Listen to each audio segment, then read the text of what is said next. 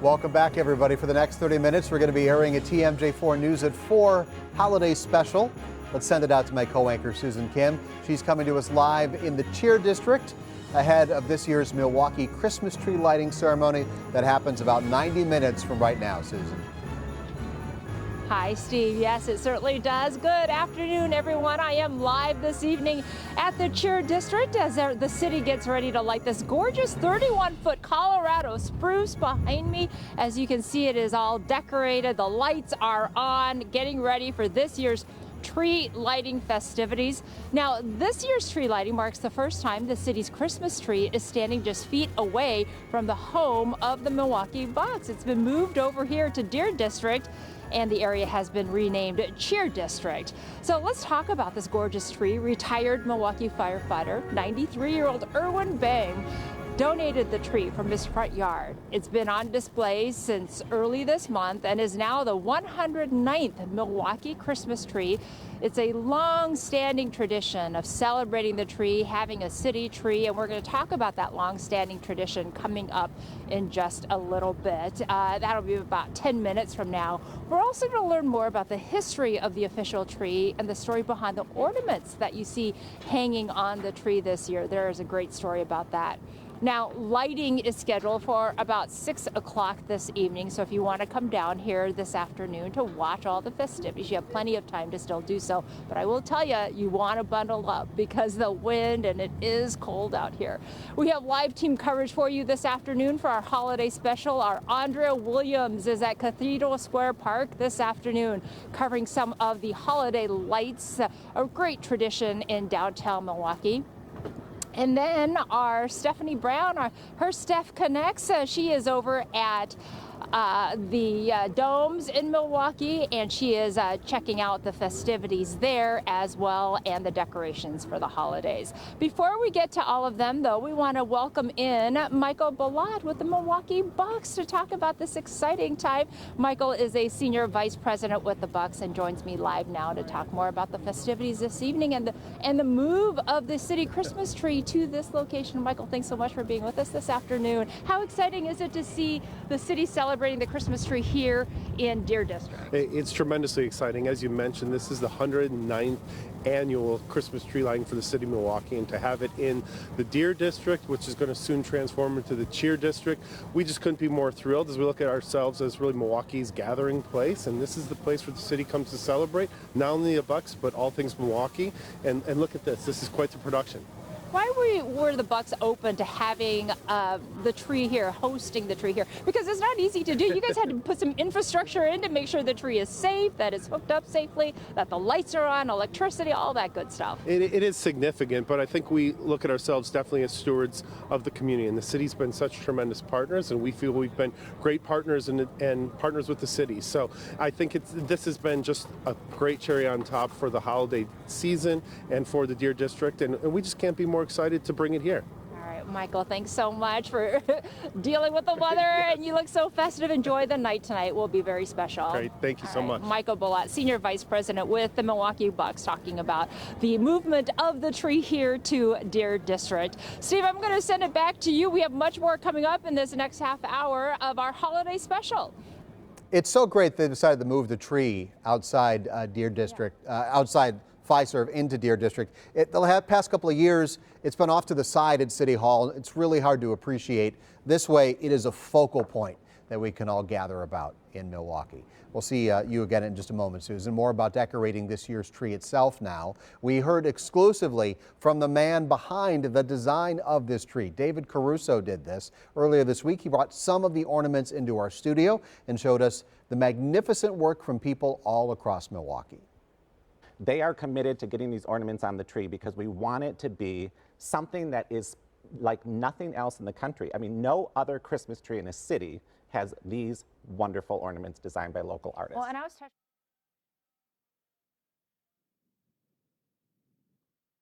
Can't hear anything. Can you hear? Like Caruso mentioned, those ornaments were designed here in Milwaukee by artists across the city. Well, Milwaukee during the holidays has a variety of different events we can all take advantage of. Yes, we certainly can. So let's get out to our Andrea Williams, who is live at nearby Cathedral Square Park with a look at the beautiful lights there. Hi, Andrea. Hi, Susan. Hey there, Steve. It is the most wonderful time of the year. And the Milwaukee Holiday Lights Festival, they're celebrating 24 years of lighting up beautiful downtown Milwaukee. I spoke with Beth Wyrick, who is the CEO of Milwaukee Downtown Bid Number 21. We're so excited. Here we are in Cathedral Square Park, which is Community Spirit Park, and as you can tell, all of these beautiful, gorgeous trees that have been decorated by over 2,000 of our Milwaukee area school children, and every single one has a different theme. As you know, we have 2 other parks. I do. Tell everybody at home so they can make sure they drive by or take the Jingle Bus. The 2 other parks are Pierre Marquette Park, and we have Christmas Chalet there, and it's really adorable and wonderful and just great Christmas activities. And then at Zeidler Union Square, we have Santa's Celebration Square powered by We Energies. I love that park. I call that the Instagrammable moment park because Santa's giant chair, and we've got a new scene this year. So you'll have to stop by and see it. We're going to make our way over to Santa's mailbox. Oh my gosh, it's all blinged out. Isn't it bling? It's so blingy. So now through December 12th, the kids can come and drop the letter in the mailbox again. Please, please, please, we're reminding kids, Santa's smart, but make it easy on him and give us your return address because he wants to make sure every child gets one of those. Let's talk about the Jingle Bus. It's only $5 a person, $3 parking, and we'll have holiday snacks and treats and a coloring station, and it's just a great way to see all of the parks, get acclimated with what's going on in downtown Milwaukee, and either continue that family tradition or start a new one. Right where we're standing right now, this is where Coco with the Clauses is held. Saturday, December 9th, right here from 11 to 2. The kids can come and get their photographs taken with Santa and Mrs. Claus, and it's a really great, wonderful time. Lots of dancing, lots of costume characters, Coco, cookies, face painting, free giveaway items. It's really a wonderful time. There you have it, and I don't need to tell you all. You know I've been a mighty good girl this year, and so since I'm by Santa's mailbox, I have my letter ready. It's all addressed to the big guy with the return address, and I'm sticking it in now. And so we'll see if I get what I asked for. Back to you. We give Andrea Williams whatever she wants. Andrea, thank you. Let's get out to Steph Brown. She is live at the Mitchell Park Domes, where they are preparing for a special holiday show inside one of the domes. Hi, Steph. Hey there, Steve. That's right. This year's holiday extravaganza here at the Mitchell Park Domes is calm and bright. And hosting us this evening to give us a sneak peek is Krista Diefenbach. Thank you so much for having us. It is absolutely beautiful. It is definitely calm and bright and putting me in the mood. When people come here, what can they expect this year?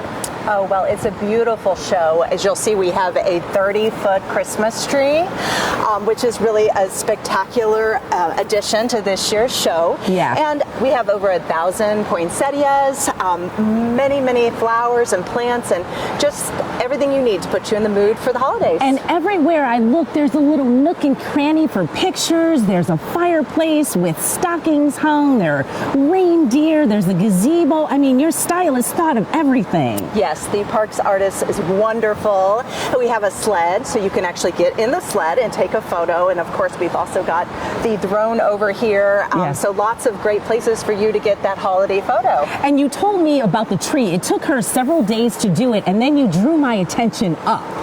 Right. So yes, she was in a cherry picker for days. Wow. And as you can imagine, it's quite a feat.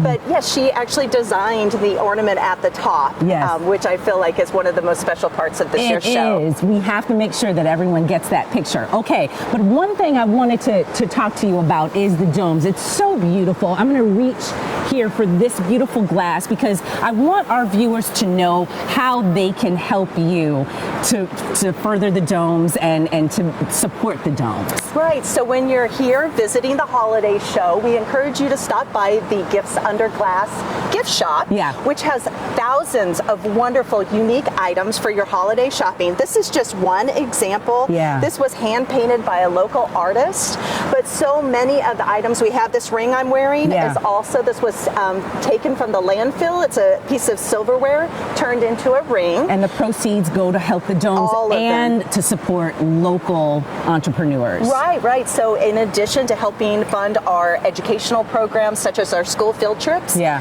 it also helps local artists. We love to help you guys, and thank you for having us here. We didn't show everything because we want everyone to come. We do know that as we toss it back to the studio, that people can come here through January 1st. Correct. And it's all family friendly for all ages. Yes. Yes, and pictures galore. Any of my Steph Connectors out there who love Instagram and who follow me on Instagram at Steph Connects TV, definitely come here, take your pictures, and tag us. I'll send it back to you guys in the studio. It is absolutely beautiful, calm, and bright. I am Steph Connector #1, Steph, so I am ready to take a picture and tag you on Instagram. I love the domes this time of year, don't you? Our holiday special continues right after this. Coming up, we have been sharing that the Milwaukee Christmas tree has a long tradition. It's the second longest in the country, so we're going to go into detail on how it all started and became what it is today when we come back.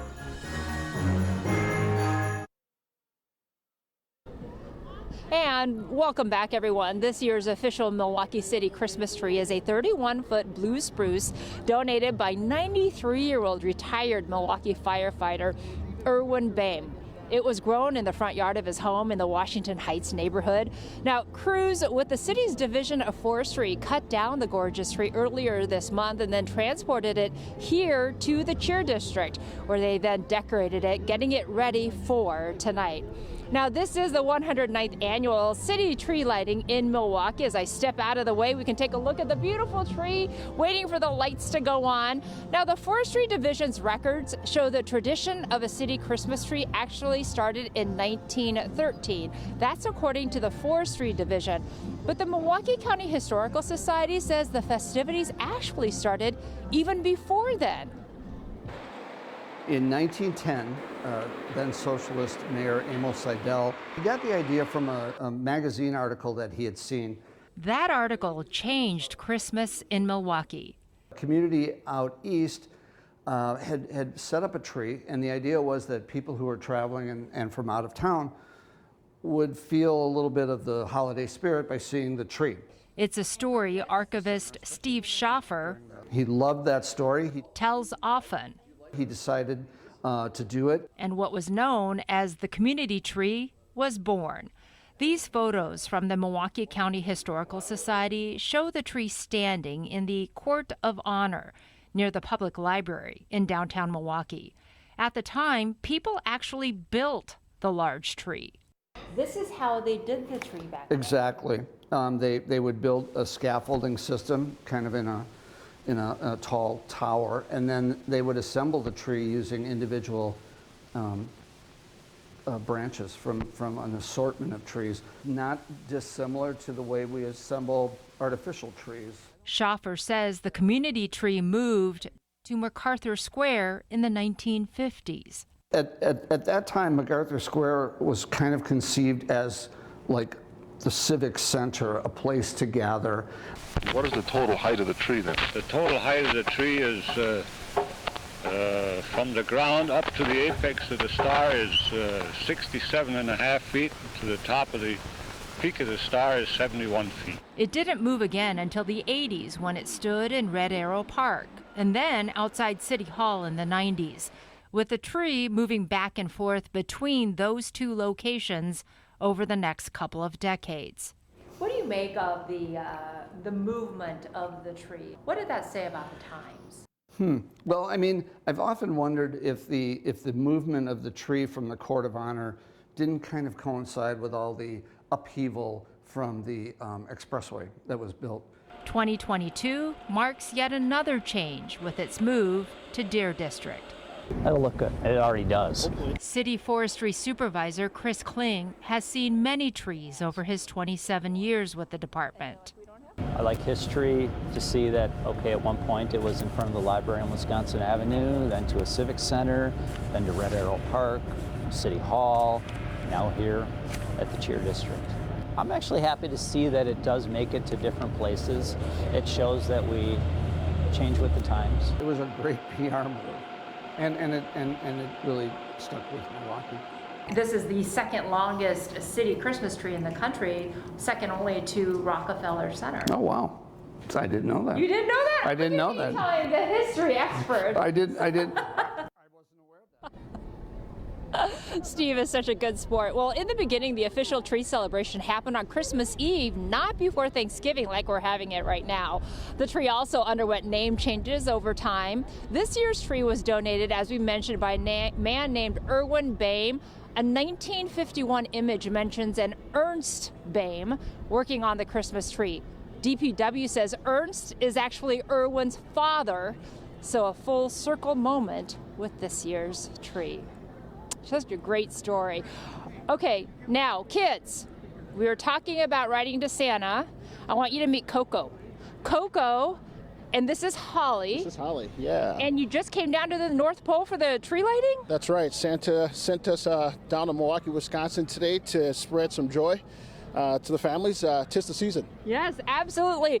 Now, Holly is comfortable, I'm assuming, in this weather. Is Holly ready for Christmas Eve? She is. She is. She's been a good girl at the North Pole, getting nice and trim for the flight of Christmas Eve, and she's ready to bring a lot of smiles to kids' faces all over the world. Oh my goodness, what kind of training does it take for Holly year-round to be ready? I tell you what, in the North Pole, I'm one of the Santa's larger elves that handles the reindeer, but lots of candy canes. That's all I can say. Hey, Holly, you're talking my language. Thank you so much. Best of luck to you this year. Hopefully it'll warm up a little bit. I mean, it's kind of December weather right now. It's all right. Yeah. We're ready to go. Thanks so much, Coco. Enjoy the evening and enjoy the lighting of the city Christmas tree. It's a pleasure. All right, kids, if you're coming down here, you can check out Holly as well and say hi to Coco. Make sure to stay with for the TMJ4 News special, holiday special this afternoon. We have much more coming up as we take a live look at Fiserv Forum. Brendan Johnson is back with your tree lighting forecast in just a moment.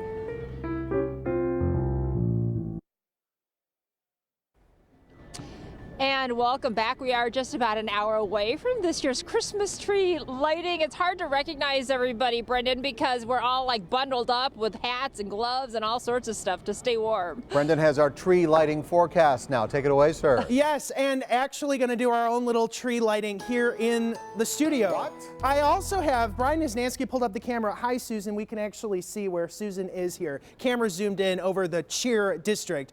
But yes, we have our own Storm Team 4 tree. Want to give me a countdown, guys? 3, 2, 1. There we go. Hey. Tree lit. And if you're outside, we're in the nice warmth of the studio. 23 degrees at tree lighting in the Cheer District. Wind chill around 10 degrees. Let's head outside, take a live look at the Cheer District right now. The wind kind of, getting a little bit too much to bear out there with just how cold it is. We also are dealing with a few scattered snow showers this afternoon. Some of these reducing your visibility at times, also watching for a little bit of accumulation, just a dusting on grassy and elevated surfaces, but enough to cause maybe a couple of slick spots, and this will continue for the next couple of hours into the overnight. Current temperatures right now in the teens and the 20s. We're looking at wind chill values falling back into the single digits as we head overnight, so definitely want to bundle up. We are also gearing up for a few additional snow showers on our Saturday, 1 in the morning, and then additional banding during the afternoon. Again, another ½ inch to maybe an inch of snow if you're able to get under one of those heavier bands. 34 for our Sunday, more sunshine, then 40s for next week, just in time for Thanksgiving, but also could be watching for some rain, even some snow there Thursday and Friday. Much more coming your way here right after a quick break.